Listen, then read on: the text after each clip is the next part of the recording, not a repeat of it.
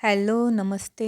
आज आपण पटकन होणारा असा आणि उपवासाला चालणारा पदार्थ बनवतो आहे. इथे मी 4 रताळ्याचे पापड घेतलेले आहेत.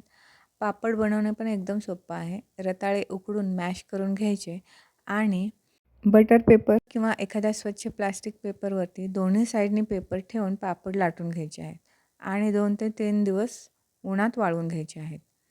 आता यामध्ये आपण गरम केलेलं दूध घालूयात.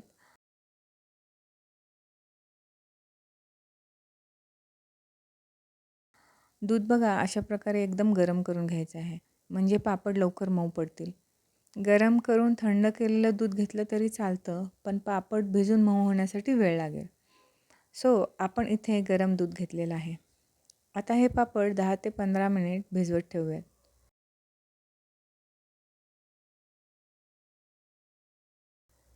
आता हे भिजवलेले पापड आपण अशा प्रकारे बारीक करून घेऊयात, मॅश करून घेऊयात.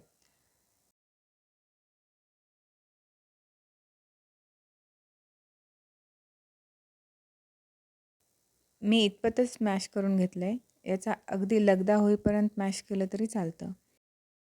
तसंच गॅसवरती दूध गरम करून यामध्ये पापडाचे तुकडे करून पापड एकदम मऊ होईपर्यंत म्हणजेच लगदा होईपर्यंत शिजवून घेऊ शकता. अशा प्रकारे पण पापड मऊ करून घेऊ शकता. यामध्ये गोडीसाठी गूळ घातला तर अजूनच छान लागतं. पण मी गूळ किंवा साखर न घालता असंच खाणं प्रिफर करते. तुम्ही तुमच्या आवडीप्रमाणे गूळ किंवा साखर घालू शकता. उपवासाला तिखट मीठ न खाणाऱ्यांसाठी आणि कमी वेळेत पटकन होणारा हा पोटभरीचा नाश्ता किंवा लंचला तुम्ही एकदा नक्की करून बघा. तुम्हाला नक्की आवडेल. रेसिपी आवडली असेल तर लाईक करा, शेअर करा. सबस्क्राईब केलं नसेल तर सबस्क्राईब देखील करा. भेटू परत एका अशाच रेसिपीसोबत. तोपर्यंत टेक केअर.